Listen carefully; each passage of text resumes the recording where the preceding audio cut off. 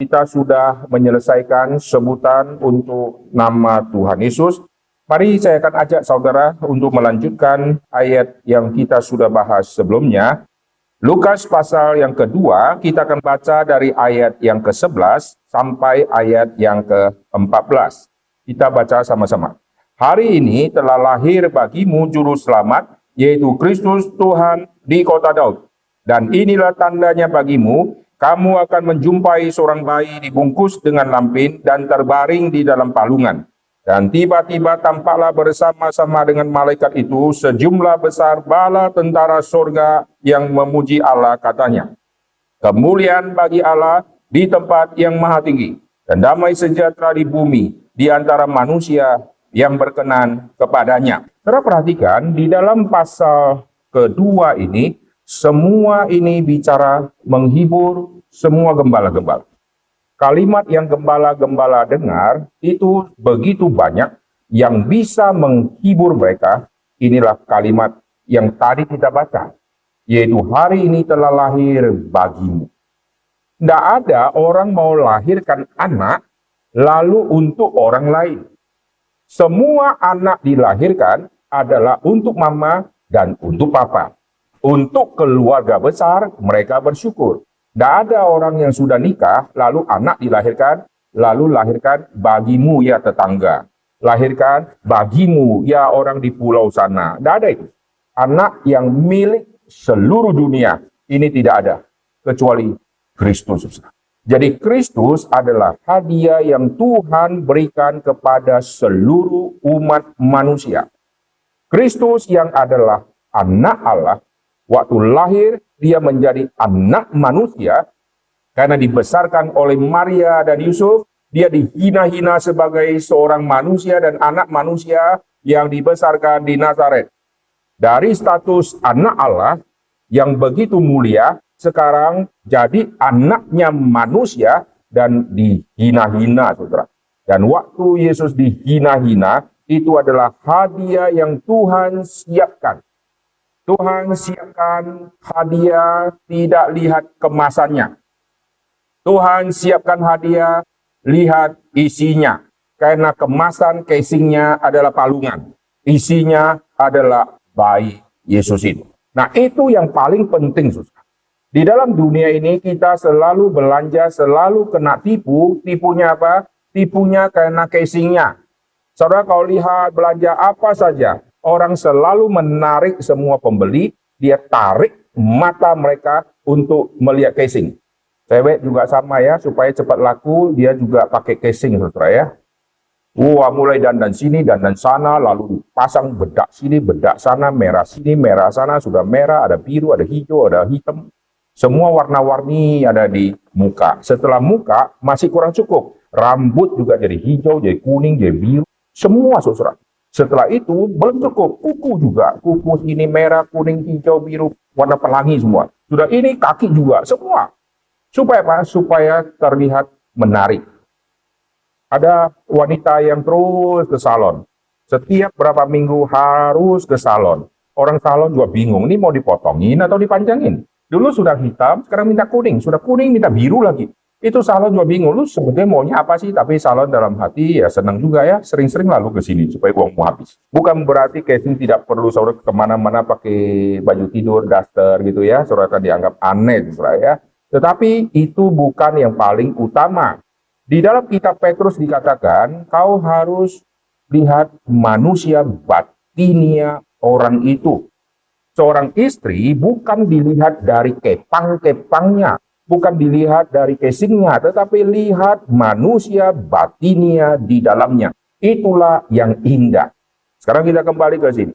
Waktu hadiah dari Tuhan yang begitu besar, Tuhan serahkan kepada manusia, tidak pakai casing yang bagus, sehingga orang kalau lihat saja sudah tidak suka, karena casingnya adalah palungan. Isinya adalah Kristus. Orang pintar, orang yang tidak terjebak dengan casing. Kenapakah barang-barang kuno atau barang-barang yang sudah jadul, itu bagi orang tertentu dia tidak akan beli, dia selalu cari yang tipe-tipe dan model-model terbaru. Tapi orang-orang yang bijaksana, Dia justru tidak cari tipe baru dan model baru, dia cari semua yang jadul-jadul. Ada satu tukang, dia naik Vespa. Lalu saya bilang, Bapak punya Vespa, ini antik loh Pak. Wih, Bapak luar biasa.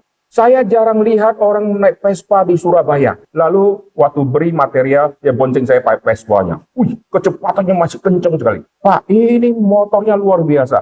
Dia bilang, iya Pak, ini sudah ditawar banyak orang. Aku tidak mau jual, karena aku suka yang ini. Vespa itu motor yang salah satu yang diburu sampai hari ini. Casingnya tidak bagus, tetapi itu harganya naik terus. Setelah beli mobil baru, setelah beli, sebulan kemudian turun 150 juta. Berapa hari lalu saya baru naik mobil itu. Baru pakai 1 bulan, akhirnya sudah turun 150 juta. Ini dari mobil yang kira-kira 950 juta. Coba kalau mobil yang 3M, 4M, 5M, itu turunnya pasti lebih banyak. Itu casingnya bagus, tapi harga tidak ada. Sekarang kita kembali ya. Yesus dikasingkan talungan. Oleh sebab itu, siapa yang mau terima hadiah busuk kayak begini? Gembala-gembala mendapatkan berita ini. Gembala-gembala adalah orang yang pertama kali menerima ini. Dan waktu mereka menerima, tidak langsung menerima lalu dihantar ke tangan mereka. Mereka harus cari. Ini cara Tuhan, saudara. Tuhan kasih hadiah, tapi lu cari. Waktu cari, bukan cari seperti umpet-umpetan. Kau cari dengan iman. Ini Tuhan uji. Jadi hadiah yang Tuhan kasih, berkat yang Tuhan kasih, selalu Tuhan sembunyikan di balik ujian, dan kau harus mencari tahu semua jalan keluar. Kalau mau dapat berkat besar di depan, kesulitan Tuhan munculkan, lalu kau harus mencari jalan keluar berdasarkan pimpinan Tuhan. Setelah lewat, lu baru akan menemukan berkat Tuhan sudah taruh di depan. Harus temukan itu. Sekarang hadiah besar sudah ada, tapi tidak dihantar ke mereka. Kalau pakai istilah tanda petik, ya masih tersembunyi hadiah itu. Tersembunyi di mana? Dikasih ciri-cirinya. Terus kalau lihat di dalam permainan-permainan yang disiarkan di TV, ada kelompok ini berapa orang, kelompok sana berapa orang, lalu mereka disebar ke tempat hutan atau kemana, nanti mereka jalan pakai peta, ketemu ada papan, ada tulisan, kau harus temukan 2 ekor kucing. Begitu temukan 2 kucing, di situ ada 1 kertas lagi. Sekarang kau harus temukan 1 rumah yang warna hijau misalnya ya. Makin cari, makin seru. Dan acara seperti itu sangat diminati. Sampai akhirnya mereka game, lalu mereka akhirnya mendapatkan juara 1. Hadiah itu sudah disiapkan. Untuk dapatkan hadiah, yang mesti pecahkan semua tanda dan misteri. Di dalam Lukas pasal kedua ini ada sedikit mirip-mirip. Kau mau dapat hadiah, kau harus pecahkan ini. Kau harus pergi, kertas ini kau harus baca baik-baik. Kertas apa? Kalau pakai istilah pertandingan tadi, kertas itu isi apa? Baca. Ada 1 tanda, tandanya apa? Kau cari seorang bayi yang dibungkus dengan lampin. Wah, setelah baca, langsung ciut. Bayi dibungkus dengan lampin, lanjutkan kalimat berikutnya, lemes. Carinya kau bayi, cari bayi, dibungkus dengan lampin, begitu banyak bayi, saya harus ketok-ketok rumah orang. Cara paling gampang, saya pergi ke rumah sakit bersalin. Tapi pada saat itu, di mana rumah sakit bersalin? Karena kondisi waktu itu malam. Cari rumah sakit bersalin, bertamu, belum ganti baju, masih bau embek-embek, langsung diusir sama suster. Ketok rumah penduduk lagi take off, lagi mimpi di alam dunia sana, saudara. Lalu ada suara bel, suara ketok pintu, suara teriak-teriak dari depan pintu, minta buka pintu. Setelah buka, tanya, ada bayi di sini? Kami nikah saja belum. Keluar kau. Bayangkan, ini ujian iman, saudara. Kau harus cari bayi dibungkus dengan lampin. Ditambah lagi soalnya tambah berat. Yaitu sekarang terbaring di palungan. Seumur hidup gembala, sejak dari zaman leluhur, mereka pasti mengetahui tidak pernah ada bayi yang dibungkus diam lampin, yang ditidurkan di palungan. Cari bayi, cari di rumah. Cari bayi, cari di rumah sakit bersalin. Lalu kalau cari, ya siang lah atau pagi. Sekarang malam, saudara.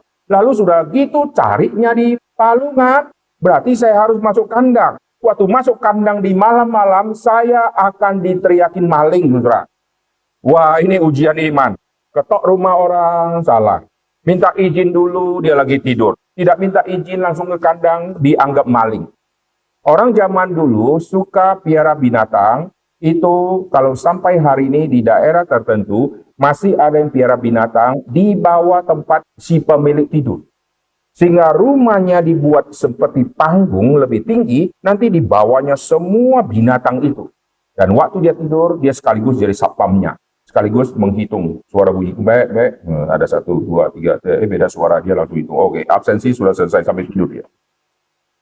Di zaman waktu itu, orang punya binatang juga model-model seperti itu, tetapi bukan di bawah seperti sekarang. Mereka taruh di sekitar mereka tidur. Untuk mengawasi maling-maling. Bagi yang gembala-gembala yang memiliki domba, atau yang si pemilik yang punya domba, tapi dia kurang banyak duit. Kalau yang sudah agak banyak duit, dia mulai buat ada kandang yang lebih bagus, dengan kunci yang lebih bagus.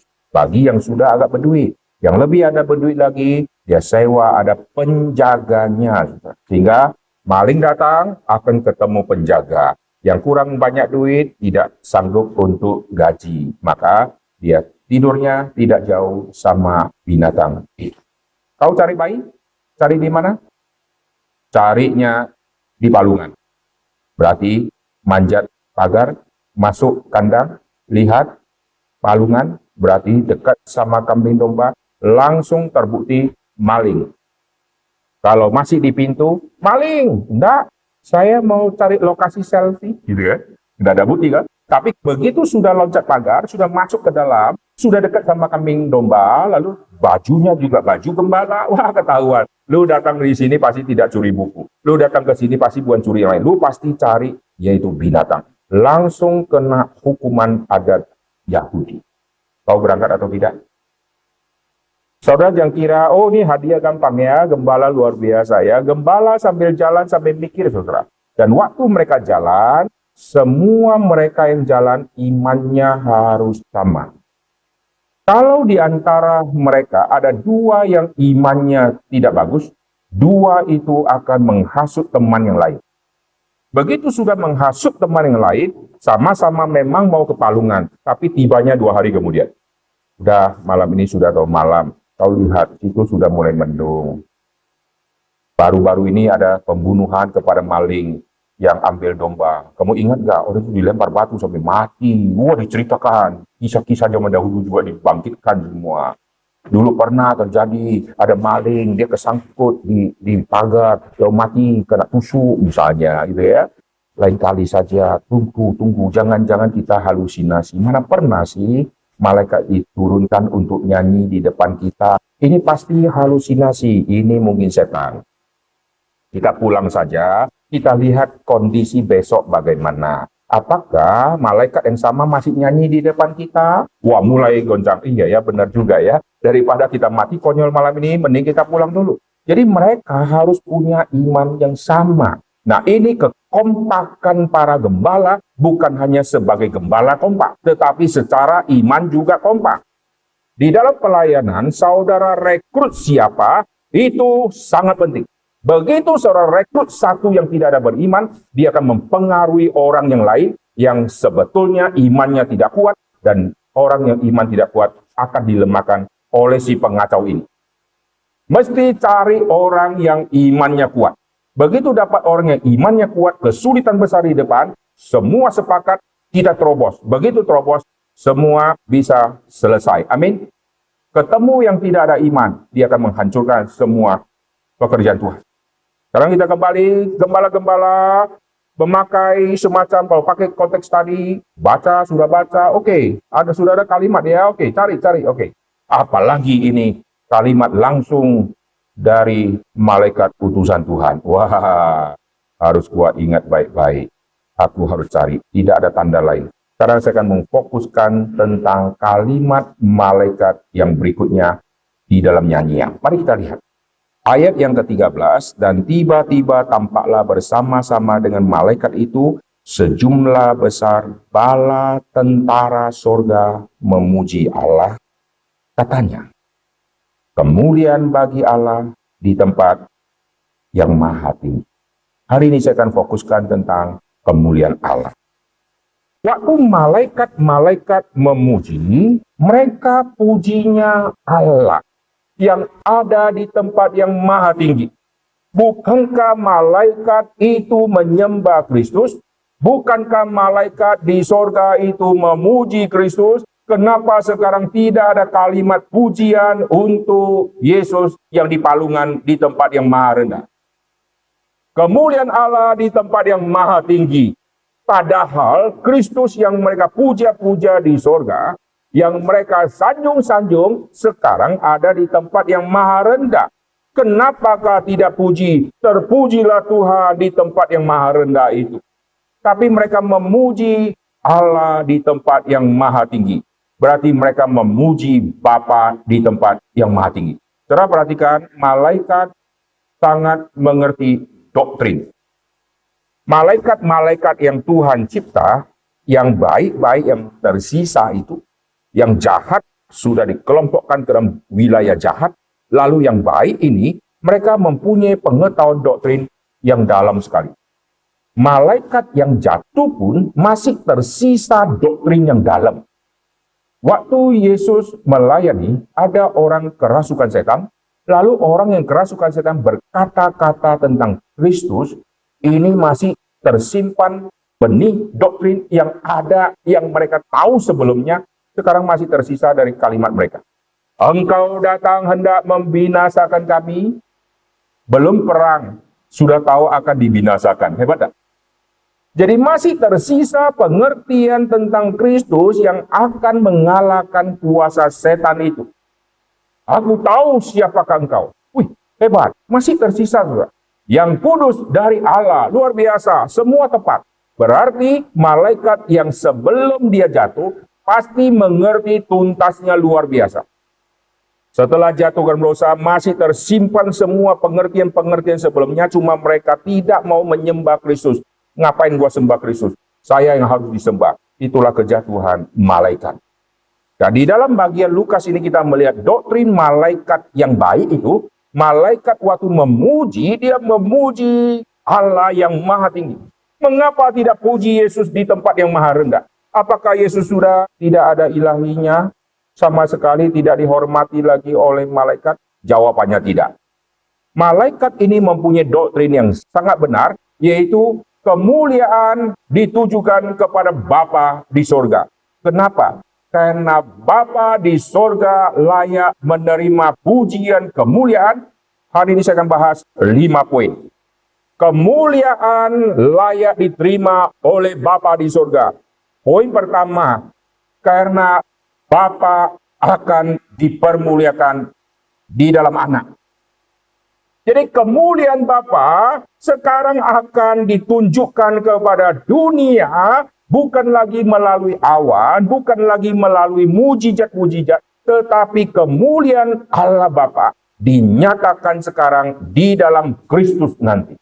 Oh, terpujilah Bapa yang rela kemuliaannya sekarang akan diketahui melalui diri anak. Nanti saya akan ajak saudara melihat ayat-ayat yang sangat penting di dalam tema ini.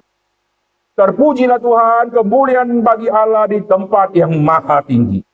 Tempat yang maha tinggi, siapakah yang bisa menikmati dan bisa menyelami kemuliaan Tuhan? Karena Tuhan adalah transenden. Tuhan yang transenden, yang jauh, bagaimana aku bisa tahu? Sekarang yang transenden menjadi imanen. Yang transenden sekarang sudah turun dan Immanuel. Oh, terpujilah Tuhan. Bapa punya kemuliaan sekarang akan dilihat di dalam diri anak. Mari kita lihat Yohanes pasal yang ke-17. Kemuliaan Bapa di dalam anak. Lalu, bolak-baliknya, orang akan melihat kemuliaan anak di dalam kalimat Bapa nanti. Kita lihat dulu Yohanes pasal yang ke-17, ayat yang pertama. Demikianlah kata Yesus, lalu ia menengadah ke langit dan berkata, Bapa, telah tiba saatnya, permuliakanlah anakmu supaya anakmu mempermuliakan engkau. Saya tidak eksposisi ayat ini satu persatu, saya akan ambil kuncinya. Perhatikan, kemuliaan Bapa sama kemuliaan anak sama permuliakan anak. Wah, ini luar biasa.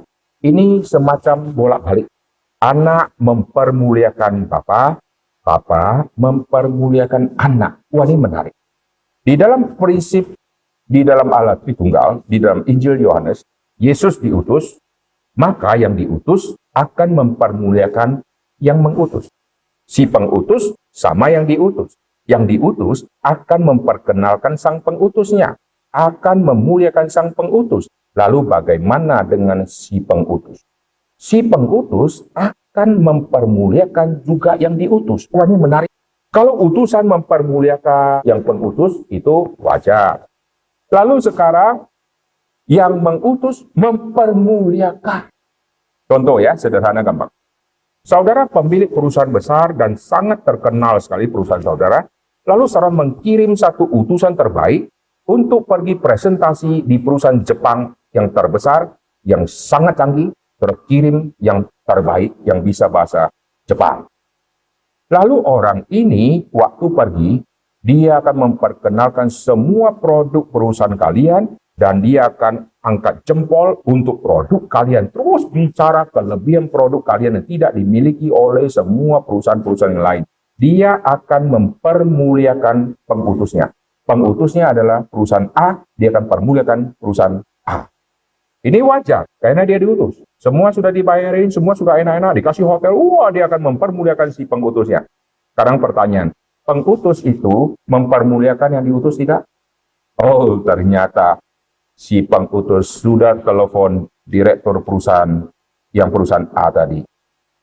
Saya sudah kirim satu karyawan kami, itu orang terbaiknya kami. Dan dia punya prestasi begini, dan sekarang dia di dalam perjalanan. 5 jam kemudian dia akan tiba. Kalian sambut dia dengan baik. Itu karyawan terbaik saya. Oh, ternyata diam-diam pemilik perusahaan sudah telepon, dia sudah mempermuliakan yang diutus. Sekarang akan tiba saatnya presentasi, dan dia akan mempermuliakan pengutusnya. Jadi ini bolak-balik. Waktu si pengutus mempermuliakan yang diutus, yang senang yang mana? Pengutus mempermuliakan, menjelaskan, mengagung-agungkan yang diutus, yang senang yang mana? Dua-dua senang. Selalu orang berpikir, wah yang dipermuliakan itu yang senang. Tidak. Kalau yang dipermuliakan yang senang, yang pengutus waktu ngomong, dia ngomong dengan sedih, saudara. Buktinya dia ngomong dengan berapi-api, berarti dia juga senang. Seluruh perusahaan, sekarang aku punya yang terbaik ini. Sambil kenalkan, sampai sukacita, saudara. Saudara kalau kenalkan istri saudara yang terbaik, dengan muka lesu, orang curiga. Istri saya memang terbaik di seluruh dunia. Mukanya serem, sangar gitu ya. Jadi waktu pengutus mempermuliakan yang diutus, ini dua pihak akan alami senang. Yang diutus dihargai, saya dikenalkan. Tapi sang pengutus juga dihargai. Saya kasih contoh ya. Di dalam etika pidato, itu ada etikanya. Misalnya contoh, saya akan mengundang satu orang, lalu orang itu akan lanjutkan pidato yang kedua. Saya akan jelaskan.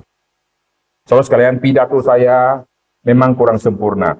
Nanti Pak ini akan naik ke atas, pidatonya jauh lebih luar biasa, saudara. Karena dia sudah pengalaman pidato di mana saja. Saya sebelum turun, saya perkenalkan dia. Lalu waktu dia naik, dia akan perkenalkan saya. Nah, ini namanya etika. Contoh, setelah dia naik, dia bilang, sebetulnya ya, itu pembicara tadi itu terlalu hiperbola.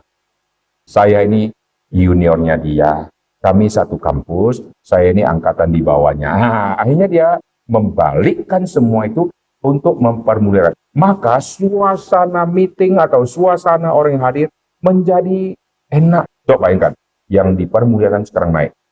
Apa yang dikatakan pembicara tadi, dengarkan baik-baik. itulah saya. Wih, cilaka, saudara. Langsung orang keluar satu-satu dari pintu samping, pintu depan, dari atap, keluar semua, saudara. Lihat orang kayak begini masih ada di dalam dunia ini. Bapa mengutus Kristus, lalu Bapa akan dipermuliakan di dalam Kristus, sekaligus Bapa akan memperkenalkan Kristus. Wah, ini kemuliaan yang double. Kemuliaan Bapa sekarang akan diperkenalkan di bumi melalui Kristus. Sekarang kemuliaan Kristus akan diperkenalkan di seluruh bumi melalui mulut Bapa.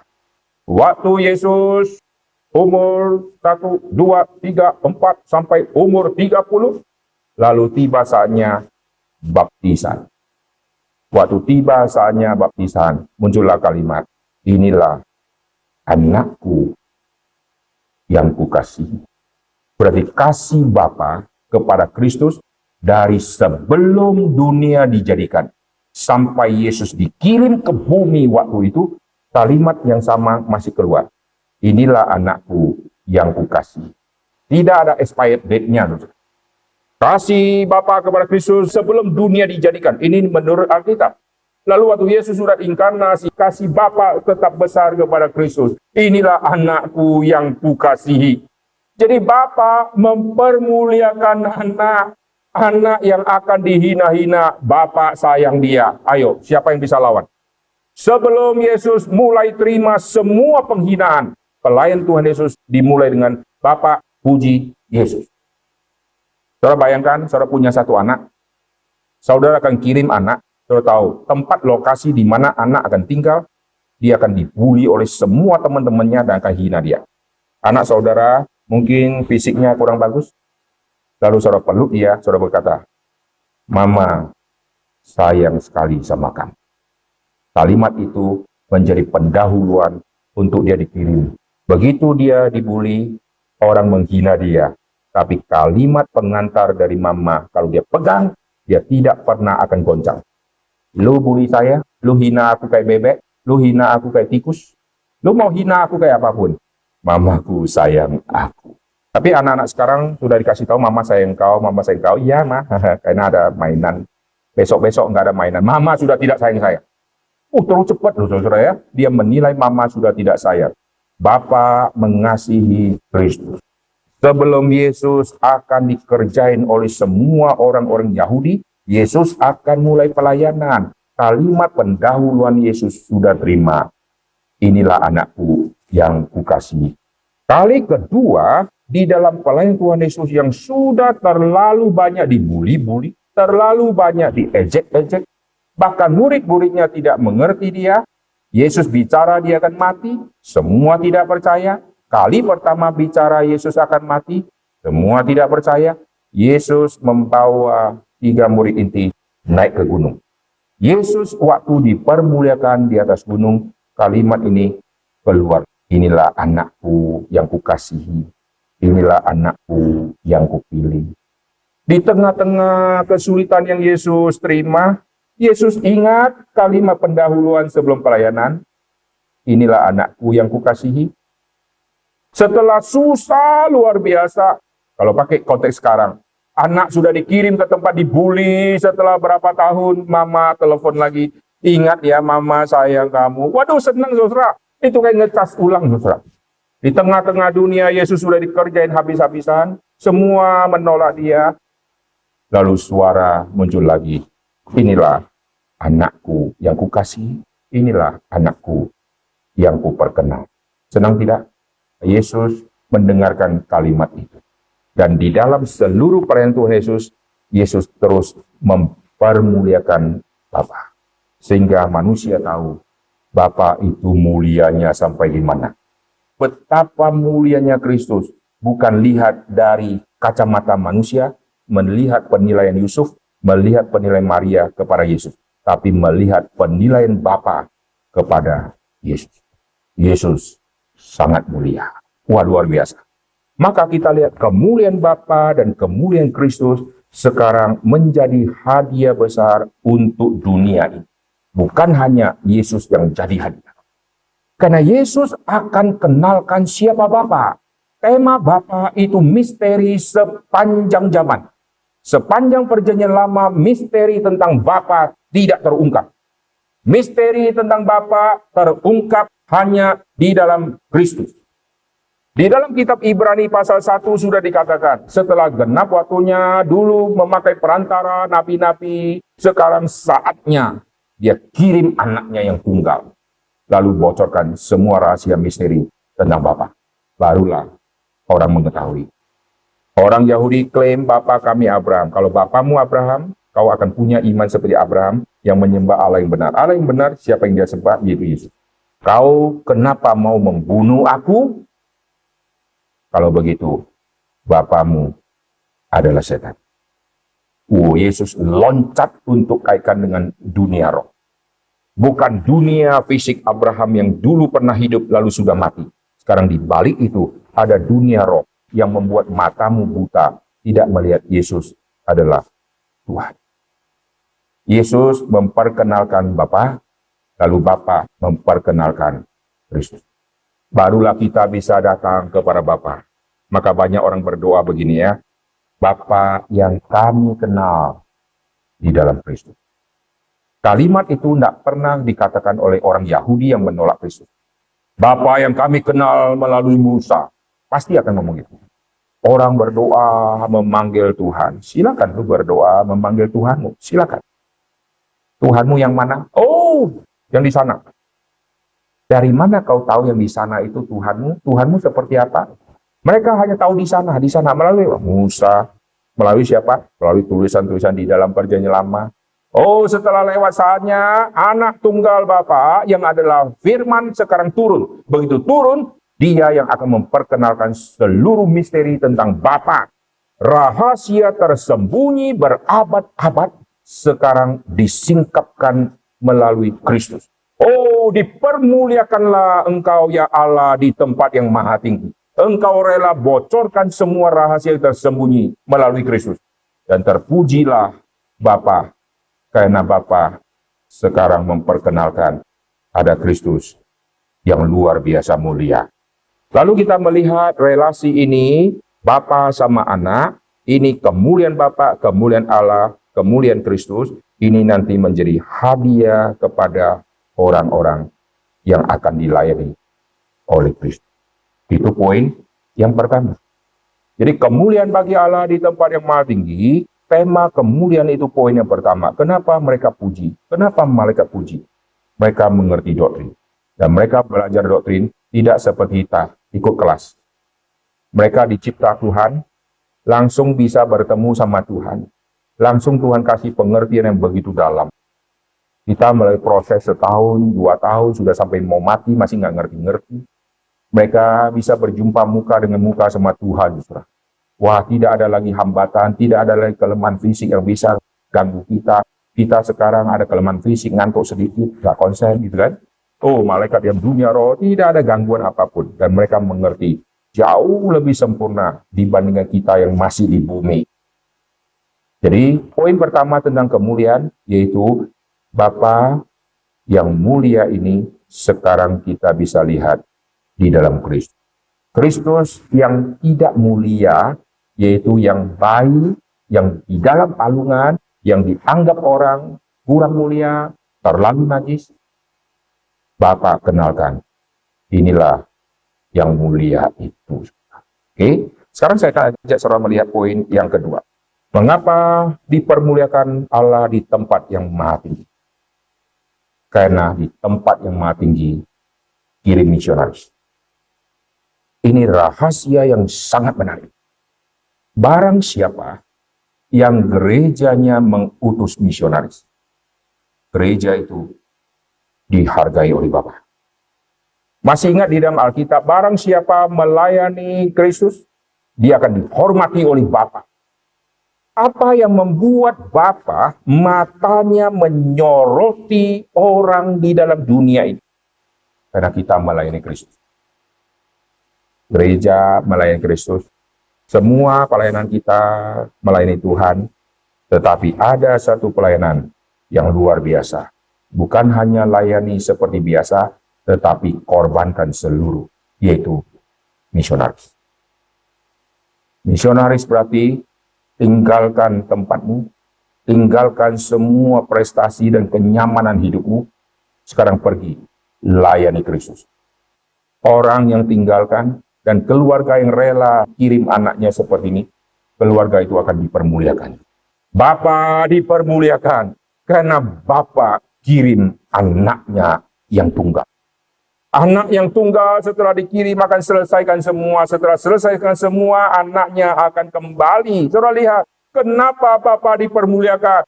Malaikat pun harus hormat karena yang milik Bapa, yang paling berharga, sekarang dia rela untuk dia lepas dan dia kirim ke bumi. Oh, dipermuliakanlah kalau ada keluarga kayak begini. Oh, dipermuliakanlah ayah-ayah kalau rela kirim anaknya. Dipermuliakanlah ibu-ibu kalau anak yang dia lahirkan, dia tidak merasa ini anak milikku. Yesus milik Bapa.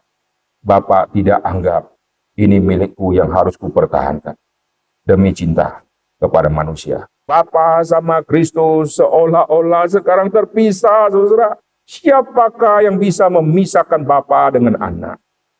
Bapa rela kirim anaknya ke bumi. Berarti seolah terjadi pemisahan. Wah, bayangkan kalau saudara jadi Bapa. Betapa sedihnya melihat anak yang dipermuliakan sekarang menjadi bayi yang kelak akan diadili, dihabisi. Kenapa Bapa dipermuliakan? Karena Bapa rela kirim yang terbaik. Mengapa keluarga saudara kurang diberkati? Karena saudara tidak pernah relakan anak, istri, suami untuk melayani Tuhan, khususnya yang berjiwa misionaris. Semua orang pengen layani kalau tidak ganggu jam kantor saya. Semua orang pengen melayani kalau tidak ganggu ekonomi keluarga saya. Semua orang pengen melayani kalau saya punya waktu lenggang, mumpung lagi sibuk. Saya sekarang tidak. Sekarang tidak sibuk, saya mau. Kalau sibuk, maaf, handphone saya matikan, saya tidak terima semua pelayanan. Orang kayak begini, keluarga tidak akan disanjung-sanjung. Keluarga tidak akan dipermuliakan. Barang siapa yang rela mengikuti teladan Bapa, maka dipermuliakanlah Bapa yang di surga. Bapa rela kirim anak. Kalau hari itu kita adalah malaikatnya, mungkin kita akan berkata, Bapa yang ada di surga, kalau boleh, jangan Yesus, kasihan dia. Saya ajalah, saya kan jongos, saya kan hambamu, saya kan pelayanmu. Ini anak yang kau kasihi. Waduh, masa kirim dia? Aku saja. Begitu kita ngomong, malaikat di samping yang ada kalian bilang, jangan, aku saja. Aku saja. Semua pengen turun. Kenapa? Karena tidak tega melihat kenapa Bapa mau lakukan hal itu.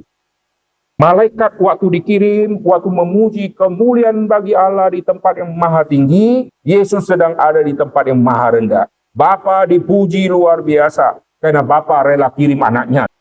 Saudara, keluarga mau dihormati, bukan anaknya dapat gelar PhD di luar negeri. Orang tua bangga, keluargaku dipermuliakan. Ada foto wisuda, anakku ada di situ. Kebanggaan yang permanen adalah yang milikku bisa dipakai untuk Tuhan. Dipakai untuk Tuhan. Semua harta bendaku dipakai untuk Tuhan. Waduh, itu sukacita besar. Tetapi ada harta yang paling sulit saya lepas, yaitu bisa anak, bisa istri, bisa suami, bisa kakek, bisa nenek. Yang paling kau kasih, itu yang paling sulit. Waktu Daud mau mendirikan bait suci, keluar kalimat begini, semua yang kupersembahkan ini apalah artinya? Saya pakai bahasa sehari-hari. Ini semua berkat pun dari Tuhan. Aku kasih sebetulnya bukan aku kasih. Aku hanya balikin ini punya Tuhan. Jadi yang punya Tuhan ada di saya, Tuhan titip saya hanya kasih. Itu pun seluruh dunia sudah mengagung-agungkan Daud yang luar biasa berjasa di dalam pembangunan bait suci. Tapi Daud berkata, aku tidak ada jasa apapun. Ini semua dari Tuhan. Modal pun tidak ada. Ini semua berkat Tuhan kok. Ini yang kukasih kepada Tuhan. Saudara bayangkan, orang rela serahkan ini semua. Lalu selain serahkan ini, Daud sudah serahkan seluruh hidupnya di dalam seluruh keluarga Isai, yaitu ayahnya. Dia dipakai untuk melayani Tuhan dan menjadi raja di Israel. Kalau pakai istilah, dia menjadi misionaris di kalangan orang Israel. Dan siap dibuli-buli di situ, ditolak-tolak di situ, menghadapi bangsa yang tegar tengkuk. Misionaris Tuhan bisa kirim dari bangsanya. Melayani Indonesia, Tuhan bisa kirim dari orang Indonesia. Lalu melayani Israel, Tuhan bisa kirim dari Israel. Melayani kerajaan utara, Tuhan bisa kirim dari yang kerajaan utara. Tuhan bisa ambil dari kerajaan selatan. Melayani yang selatan, Tuhan bisa ambil dari yang utara. Tuhan juga bisa ambil dari yang selatan. Sekarang melayani seluruh Israel, Tuhan pakai Daud dari keturunan Israel. Wah, itu sukacita besar. Barang siapa yang menghambat, suami mau melayani, istri hambat-hambat, saudara akan dihukum Tuhan. Karena suami yang mau melayani bukan milik istri. Istri hanya dititipkan Tuhan untuk jadi penolong. Penolong apa? Untuk melayani Tuhan. Bukan pengerongrong suami. Suami juga sama. Istri pergi lagi, mulai besok lu tidurlah ke gereja. Tidur di situ. Gue kasih kau kasur di situ. Uang jajan gue kasih. Istri kalau ke gereja, puji Tuhan, daripada dia bilang, aku mau ke diskotik ya Pak. Pergilah kau, saya senang sekali. Wah cilaka, saudara ya. Orang kalau ke gereja, kenapa saudara alergi? Anak rajin ke gereja, orang tua marah. Waktu anak narkoba, gereja gimana sih, pembinaan gimana sih? Tapi anak yang satu lagi, yang mau ke gereja, orang tua bilang, ke gereja lagi. Rumah, urusan belum beres. Ke gereja lagi, tidurlah kau ke sana. Banyak ayah dan ibu koslet. Serah, doakan baik-baik keturunan saudara ada yang dipakai Tuhan menjadi misionaris. Itu kebanggaan, kesukacitaan yang diterima yang tidak bisa direbut oleh dunia. Itu poin kedua. Kenapa Bapak dipermuliakan? Karena Bapak kirim anak. Oke, sekarang kita akan lihat poin yang ketiga. Di dalam poin yang ketiga, perhatikan Yohanes pasal yang ke-17, ayat yang ke-5. Oleh sebab itu, ya Bapa, permuliakanlah aku padamu sendiri, dengan kemuliaan yang kumiliki di hadirat-Mu sebelum dunia ada. Apa arti kalimat ini, saudara? Berarti ada kemuliaan yang tadinya Yesus miliki. Apa itu?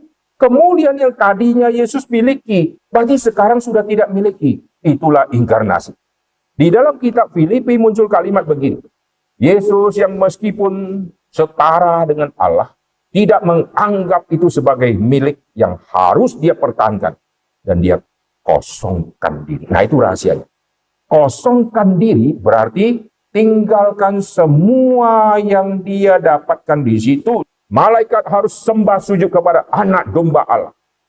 Sekarang di bumi, Yesus ada di palungan. Malaikat mempermuliakan Bapa. Tidak mempermuliakan kemuliaan bagi Yesus di tempat yang maha rendah. Yesus rela yang sering dia dengar. Ada malaikat yang mempermuliakan dia. Ada malaikat yang memuji dia. Kalimat itu sekarang tidak dengar. Karena Yesus mengosongkan diri. Dia tidak menganggap itu sesuatu yang harus dia pertahankan. Dari ayat itu saya kembangkan. Kemudian Kristus di sorga, Yesus tinggalkan. Yesus tinggalkan seperti, kalau pakai istilah, seperti zaman raja-raja kerajaan. Raja dengan jubah, dengan mahkota emas, tongkat kerajaan, jubah, baju dalam, semua, ikat pinggang, semua yang mahal-mahal. Sekarang dia lepas semua, pakai baju kaos oblong, lalu pakai sandal jepit, lalu dia jalan-jalan ke pasar.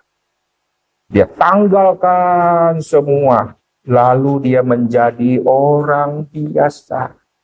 Dari dulu saya senang sekali nonton film-film kayak begini. Semua film kalau model kayak begini saya senang sekali. Bagaimana orang kaya menyamar jadi gembel, nanti beli mobil, lalu lihat respon orang menghina casingnya miskin, mana bisa beli mobil kayak begini, ternyata ini orang kaya. Lalu orang kaya masuk di restoran, semua usir dia karena dia pakai baju yang biasa. Lalu ada orang tampangnya biasa-biasa, lalu goda si cewek. Ceweknya melihat, wah, akhirnya setelah ditolak, dia tunggu di pinggir jalan, mobil Ferrari jemput dia. Semua cewek bengong. Bukan hanya jemput dia, yang bawa Ferrari, serahkan kunci. Dia setir Ferrari, bawa pergi. Wah, lebih bingung lagi, saudara. Waktu seseorang yang hebat pakai baju biasa, itulah keagungan orang itu. Yesus punya kemuliaan, tapi dia tanggalkan. Waktu sudah tanggalkan, sampai ke bumi seolah-olah tidak ada apa-apa sama sekali, saudara. Tetapi tetap ada apa-apa. Lalu apa yang Yesus dapatkan, saudara? Saudara bayangkan, waktu Yesus dilahirkan di dalam dunia ini. Ada orang Majus datang memberikan hadiah. Saya percaya mereka bisa datang. Pasti Bapa yang tarik mereka. Yesus pernah katakan satu kalimat, tidak pernah ada orang bisa datang kepadaku, jikalau bukan Bapa yang menarik mereka datang kepadaku. Jadi Bapa menarik orang Majus datang kepada Yesus. Dan mereka datang menghargai, menghormati Yesus dengan kemuliaan yang Yesus harus raih.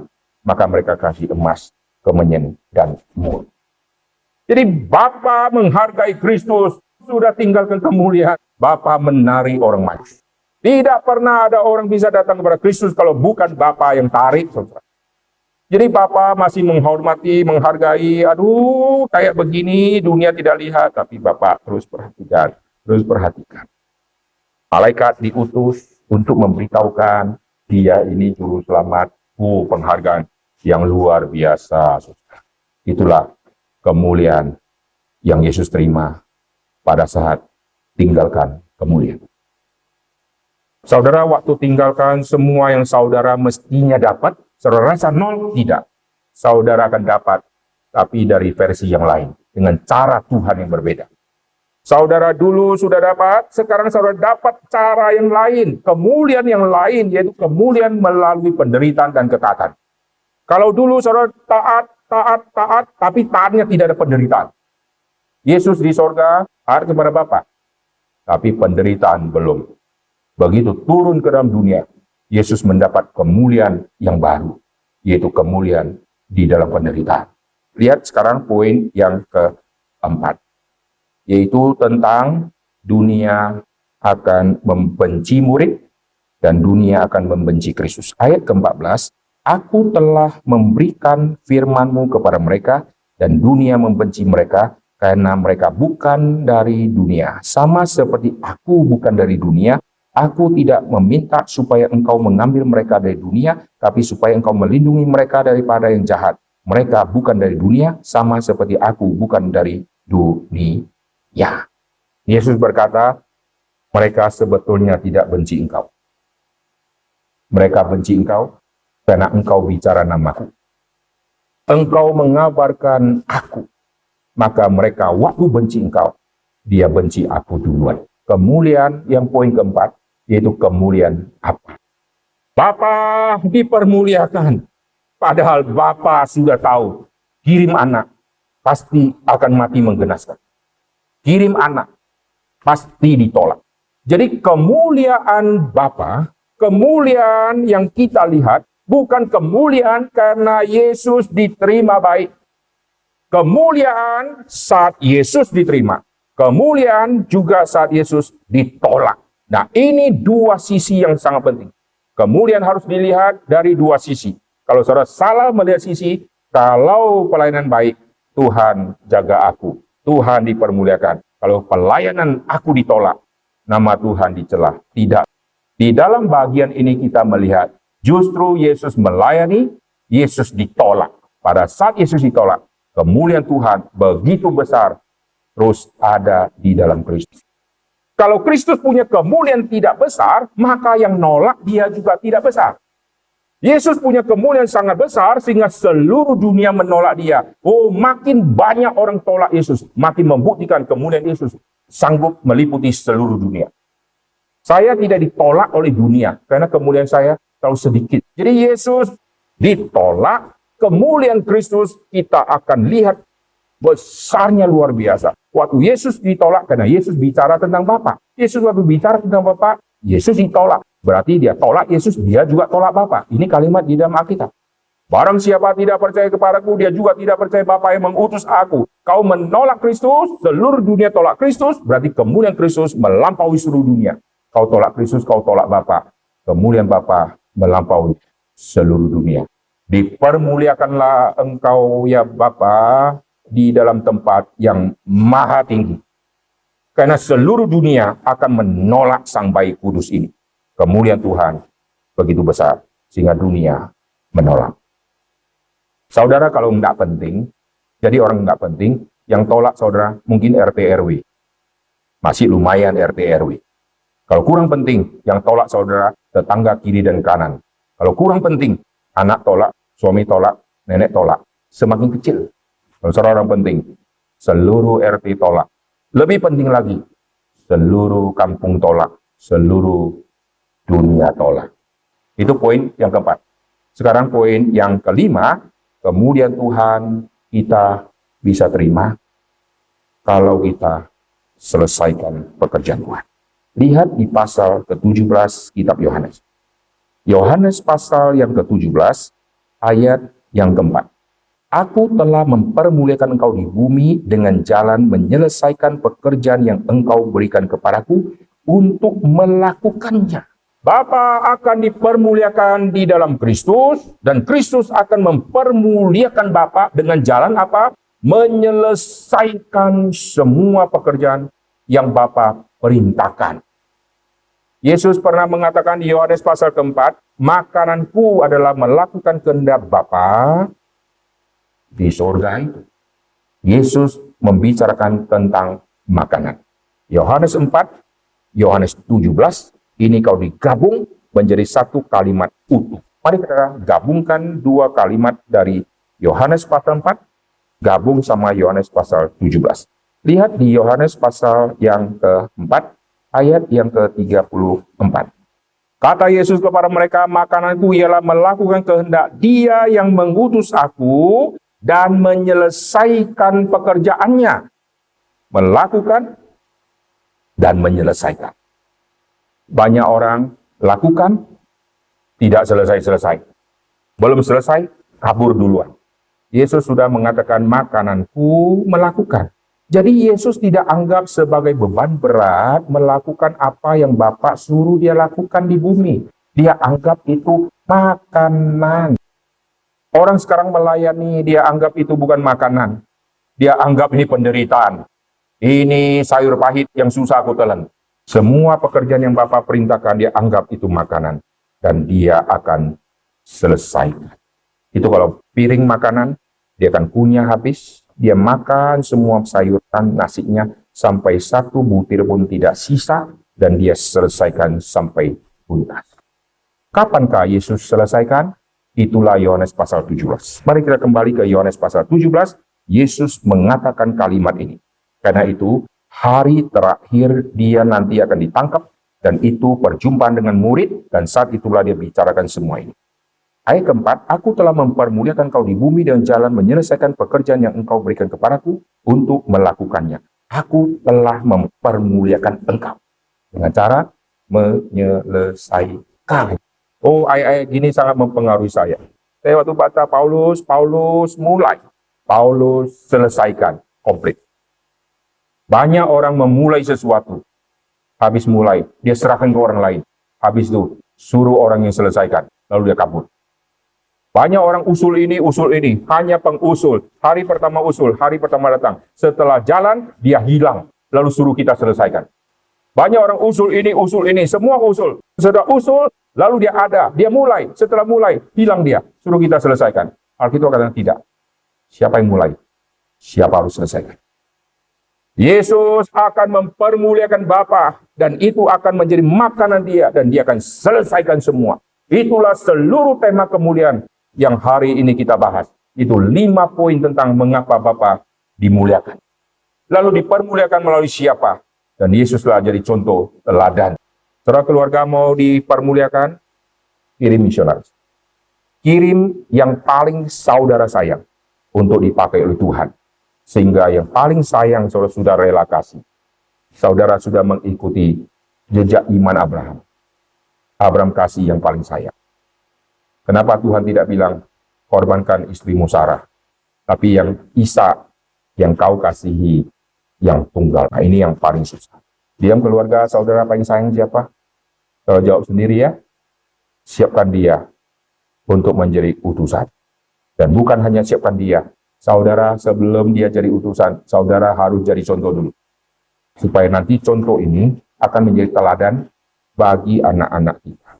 Yesus tinggalkan kemuliaannya, kelak dia akan dapatkan kembali semua kemuliaannya. Kemuliaan yang kelak dia akan ambil kembali, kemuliaan yang sudah plus ada penderitaan di bumi, saudara. Dulu kemuliaan ada di sorga, sekarang kemuliaan karena lulus dari bumi. Lulus apa? Lulus penderitaan. Lulus dari salib. Oh, kemuliaan Kristus sekarang begitu sempurna, saudara. Bukan hanya omong kosong tidak lakukan, tapi Yesus sendiri lakukan sampai tuntas. Oleh sebab itu, dia akan duduk di sebelah kanan Allah. Terakhir, di dalam Yohanes pasal 1, tidak pernah ada orang bisa tahu siapa Bapa kecuali anak tunggal Bapa yang ada di pangkuan. Kalau pakai konteks sekarang, yang ada di pangkuan, ini anak yang manja gitu toh. Anak yang dekat sama papa, dekat sama mama, kalau bisa jangan susah. Tetapi itu kalimat awal, yang duduk di pangkuan Bapa. Ini betapa cintanya Bapa sama Yesus, Yesus sama Bapa begitu dekat. Setelah diutus ke bumi, sekarang tidak duduk di pangkuan. Duduknya di sebelah kanan. Perhatikan perubahan posisi ini. Kita baca Yohanes pasal 1, ayat yang ke-18. Yohanes pasal 1 ayat ke-18. Tidak seorang pun yang pernah melihat Bapa, tetapi anak tunggal Allah yang ada di pangkuan Bapa, dialah yang menyatakan. Ini dari posisi pangkuan. Dialah yang menyatakan. Nanti bicara inkarnasi. Yohanes pasal 1 semua tema inkarnasi. Setelah lulus dari semua penderitaan, posisi duduknya tidak lagi di pangkuan. Sekarang, dia nanti akan bangkit, akan menampakkan diri 40 hari, dia akan naik ke surga, dia akan duduk di sebelah kanan Allah Bapa. Berarti Yesus sudah menang. Yesus sebagai prajurit Allah yang sudah selesai perang, sekarang dikasih kemuliaan, maka dikasihlah semacam kalimat, duduk di sebelah kanan. Di dalam zaman peperangan, prajurit perang diutus pergi berperang. Setelah kalahkan musuh, pulang akan dikasih hadiah. Selain pulang dikasih hadiah, dia pulang akan membawa tawanan. Maka Yesus menang, dia akan bawa tawanan. Saudara baca kitab Efesus. Yesus waktu naik ke surga, dia akan membawa para tawanan. Itu seperti prajurit perang yang sudah kalahkan musuh, dia bawa tawanan pulang. Lalu hadiah akan dikasih oleh sang pengutus. Dan Yesus disambut, dikasih posisi, duduk di sebelah kanan Bapa. Prajurit di zaman dulu kalau sudah menang, sekarang kau boleh duduk di sebelah kanan Raja. Itu penghargaan, penghormatan, kemuliaan yang luar biasa diberikan kepada yang sudah berhasil menang pulang dari peperangan. Dan itu diterima oleh Yesus. Amin. Saudara, kelak kita akan semua kembali ke surga. Saudara duduk di mana nanti? Kalau bilang enggak, saya nggak mau duduk, sungkan, saya berdiri aja. Tidak bicara berdiri atau kanan, kiri, depan, belakang. Saudara duduk di mana? Maksudnya apa? Apakah saudara juga seperti Kristus yang menang? Yang Tuhan tempatkan posisi yang sangat berharga? Atau jangan-jangan saudara tidak ada bagian yang mulia, yang sangat mulia di situ? Saudara hanya dapat kecipratan, boleh masuk saja. Ada orang yang bukan hanya masuk, tetapi dikasih kemuliaan. Mari kita berdoa. Bapa di surga, kami berterima kasih untuk firman Tuhan yang sudah kami dengarkan. Kami bersyukur untuk catatan Alkitab yang begitu dalam, yang menggugah setiap kami, yang mendorong setiap kami untuk kami memahami lebih tuntas tentang siapakah Tuhan yang sejati, yaitu kami bisa kenal melalui Kristus yang memperkenalkan Bapa. Kami bisa tahu siapakah Kristus karena Bapa menarik kami untuk datang kepada Kristus. Dan kami bisa mengerti Kristus karena Roh Kudus bekerja di dalam hati setiap kami. Kami berterima kasih untuk pekerjaan Allah Tritunggal yang luar biasa ini. Terima kasih Tuhan, beri kepada kami kemuliaan yang sejati melalui apa yang sudah kami dengarkan untuk mendapatkan kemuliaan dari Tuhan. Dengar doa kami ya Tuhan, dalam nama Tuhan Yesus. Kami berdoa. Amin.